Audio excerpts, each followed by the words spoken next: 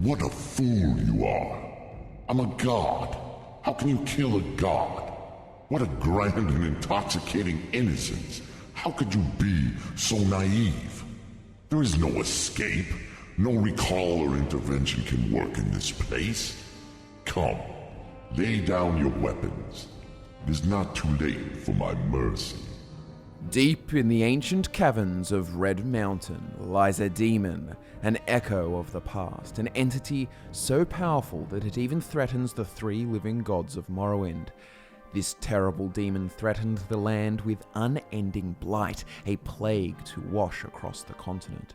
It was only the prophesied reincarnation of the ancient Chimera hero Nerevar, the suitably named Nerevarine, who would prevent this terrible villain from having his way.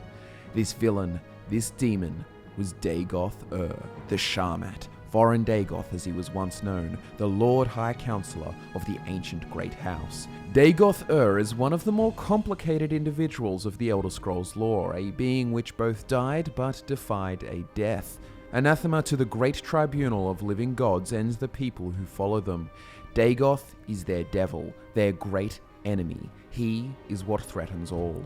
What is up, ladies and gentlemen? My name is Scott from FudgeMuppet, and today we are discussing Dagoth Ur and all of the mystery that surrounds him. This was a highly requested video, and for good reason. It is tame to say that this guy is rather complicated, but let's waste no more breath and dive straight into Dagoth Ur, starting from only the most logical place, the beginning. Like most religions and gods, living or not, there is a genesis, a beginning, and then forth come those gods or angels, the characters of the mythology, whatever form they may take. As they interact and as a reflection of human nature, they often divide and fight. Like Lucifer, the fallen angel of the Christian faith, Dagoth Ur too had less than sinister origins. To understand the context fully, you must first be aware that the Chimera were an elven offshoot who worshipped the three good Daedra, Azura, Mephala, and Boethia, as well as their many ancestors. These Chimera in Morrowind, a place then known as Resdayn, formed the great houses of the Chimera, and amongst them were also the Ashlander tribes. Without turning this into an intensive history lesson, I will fill you in on what's happening. Welcome to the War of the First Council, an event occurring around the 700th year of the First Era. The Dwemer, aka the Dwarves, were having serious disagreements with the Chimera. The Dwemer were messing with the heart of Lorkhan, attempting to reach divinity, and the Chimera didn't like it. So the once allied groups turned on each other. The Dwemer clans formed their armies, and so did the Chimera Great Houses. The Great Houses, along with the Ashlanders, united under a great leader named Indoral Nerevar. This War of the First Council culminates in the Battle of Red Mountain, which in true Elder Scrolls fashion gets really confusing by giving us multiple versions of events, and it is often said that a dragon break occurred at this time, making all contradictory events happen at once, but then being reconciled in the timeline going forwards. Here is a little bit of trivia for you. In a 2005 interview, Douglas Goodall stated that during the development of Morrowind, there was no official account of what happened at the Battle of Red Mountain. When I was at Bethesda, there was officially no answer. No one knew what really happened. They may have made up their minds by now, but you'd have to ask a current employee. So at the time of the lore's creation, even Bethesda didn't have an officially correct version of events. Anyways, let's try focus in on the common threads, and in particular, Vorin Dagoth of the Great House Dagoth, so we can understand the essence of his character.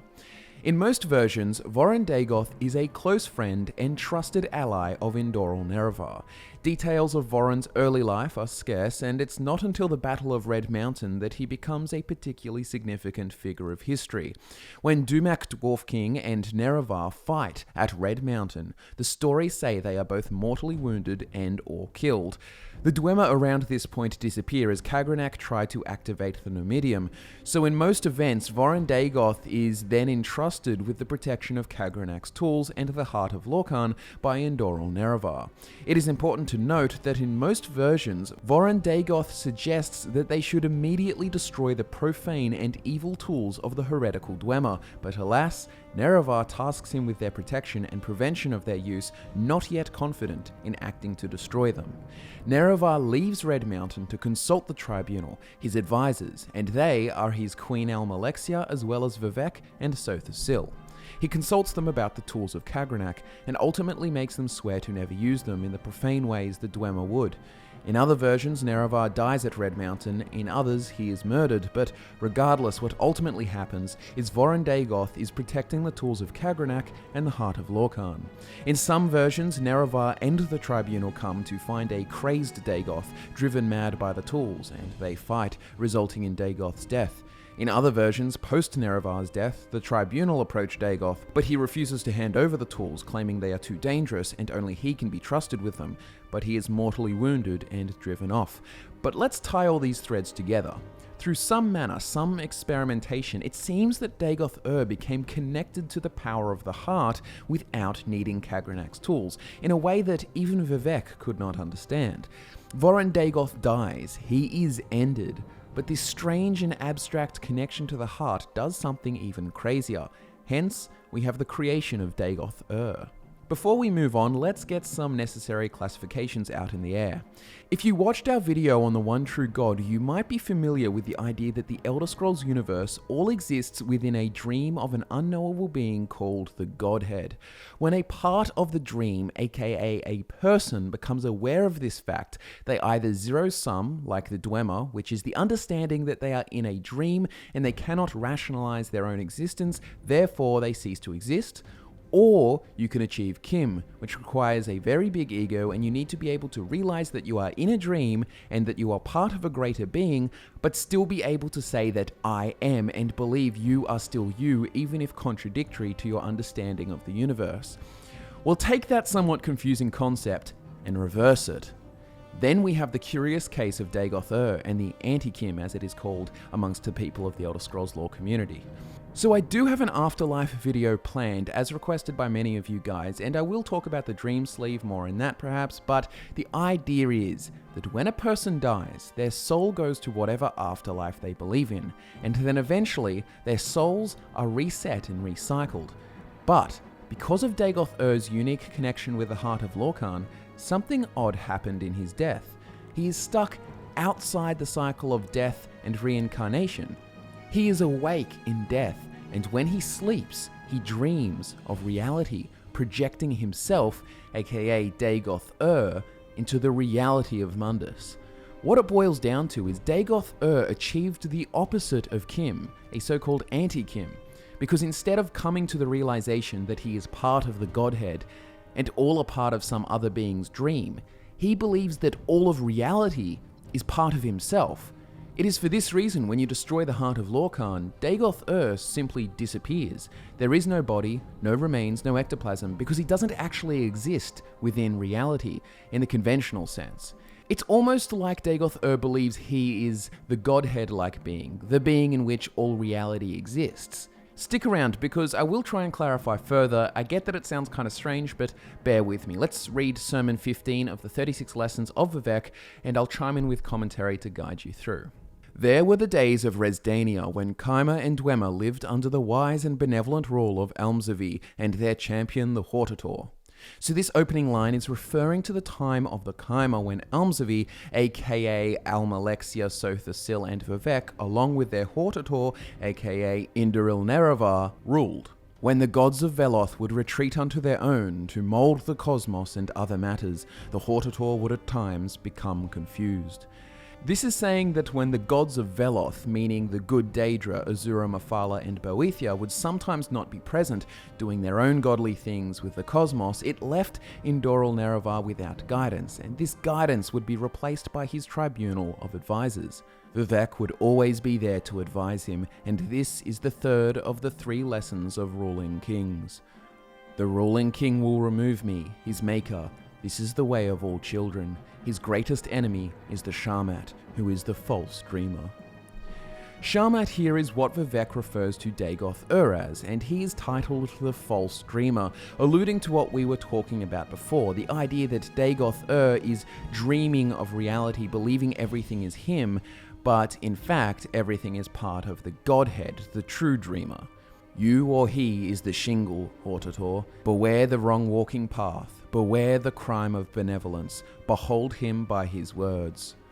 I am the Sharmat. I am older than music. Older than music is alluding to his position as the ultimate being, the music being the fabric of the universe. This is implying he is its creator. It is part of him. He is older than it because it originated from him. Of course, this is false, but regardless, let's keep going. What I bring is light. What I bring is a star. What I bring is an ancient sea. When you sleep, you see me, dancing at the core. It is not a blight, it is my house. I put a star into the world's mouth to murder it, tear down the pylons, my blind fish, swim in the new, phlogiston, tear down the pylons, my deaf moons, sing and burn, and orbit me. I am older than music, what I bring is light, what I bring is a star, what I bring is an ancient sea. You alone, though you come again and again, can unmake him. Whether I allow it is within my wisdom. Go unarmed into his den with these words of power. E gartok padome, kim e altadun. Or do not. The temporal myth is man. Reach heaven by violence. This magic I give to you. The world you will rule is only an intermittent hope, and you must be the letter written in uncertainty. The ending of the words is Almsavie. The final passage from the sermon is referring to Nerevar's incarnations of the Nerevarine, though you come again and again, and the Nerevarine's destiny to unmake and correct the wrong of Dagoth Ur. It is also referring to the achieving of Kim reaching heaven by violence, but honestly, I feel that it would be better serving you guys by dedicating an entire video to the 36 lessons of Vivec, but for the meantime, let's stay on track. So we've established that Vorin Dagoth died, but has a strange connection with the heart of Lorkhan. As a result of this abstract connection in death, as a soul in the dream sleeve, he dreams of reality and has come to the crazy delusion that all of reality is part of him rather than he being part of the Godhead. Dagoth Ur is then projected into reality and now threatens Morrowind. But why? Well, the simple way to find out is to read Dagoth Ur's plan written by the Tribunal Temple, basic objectives and steps that have been revealed through extensive interrogation of captured sleepers and other 6th House cultists. This is the Temple's best estimations of his intents. 1. Establish a theocracy in Morrowind based on the worship of the newborn god Akulakhan, the second Numidium, to be created by Dagoth Ur from the heart of Lorkhan, and a body constructed according to the principles and rituals pioneered by the Dwemer Kagranak. Establish the ancient heirs of House Dagoth as the god priests of Akulakhan, and the 6th House of Dagoth Ur as the dominant political power in Morrowind. Through charismatic conversion, unite the Dunmer under the guidance of Dagoth Ur to battle against the foreign animals who hold Morrowind in subjection. 2. Expose the false worship of the Tribunal and destroy the ecclesiastical authority and power of the Temple. 3. Extirpate all remaining individuals of inferior and mongrel races from Morrowind. 4. Drive the Empire from Morrowind. 5. Recover ancient territories stolen by Skyrim and Argonia. 6. Extend the worship of Akulakhan to all nations of Tamriel through subversion and conquest. Many of these objectives are achieved with the Blight and the Divine Disease, also known as Corpus, carried along the ash storms of Red Mountain, as well as with the assistance of his 6th House cultists and his ash vampires. To put it lightly, Dagoth Ur is actually insane, and he is incredibly dangerous because of his beliefs. His sense of entitlement to the domination of reality is spurred from the deluded idea that he is reality, or more correctly, reality is part of him. This makes him dangerous. His ideas, his motivations are not grounded in reality, and the fact that he also has godlike powers and is connected to the heart of Lorkhan only makes him more so dangerous. Of course, this great crisis is averted and the Nerevarine fulfills the prophecy, destroys the heart, and with it, Dagoth Ur. He is erased from reality. That, ladies and gentlemen, is Dagoth Ur explained. To be honest, this is the bare bones that gives you the simplistic understanding of him. The 36 lessons of Vivec, Dagoth Ur, Vivec himself, Kim, Amaranth, etc. It all gets really quite metaphysical and abstract, so it kind of makes it hard to explain them simply. But regardless, I hope you enjoyed, and I hope you have left with a better understanding of the Devil of Red Mountain. Thanks so much for watching, guys. Give it a like if you enjoyed. My name is Scott from FudgeMuppet, and I'll be back to nerd out with you again next time.